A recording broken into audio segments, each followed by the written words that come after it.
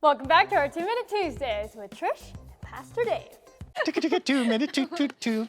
All right, today's question. All right, let's go for it. I've always wondered about the number 666 in Revelations. Okay. Where did that come from?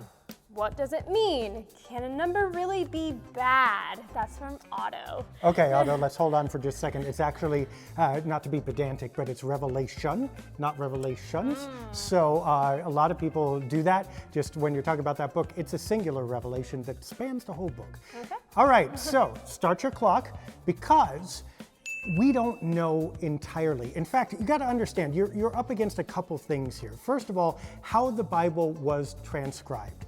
And there are no complete books sitting somewhere in a library of the ancient texts. Instead, we found bits of them here and bits of them there. They were pieced together. Some copies overlapped, some had gaps, whatever.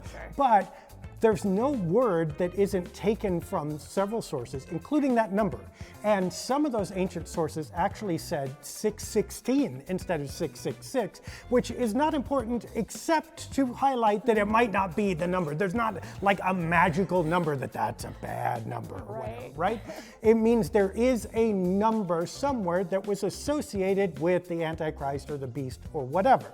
Now, here's the second part that you're up against, is that the book of Revelation was often written in allegory. And a lot of it was about the political climate around them, the Roman Empire, who was brutal to people of, Christian faith, and also pretty oppressive. And they couldn't write a book that said the emperor is bad, because then they would have written it once, it would have been burned, and they would have been killed. So they put things in allegories like beasts and numbers and whatever. And in order to understand really what they meant, we have to understand what they were talking about, which is really difficult. Long answer to your short question, that number is no more damaging than the number 12 or any other one, right? It just means it was used in a certain way for that purpose to indicate something was bad, something was going wrong, the readers were being clued into what it was.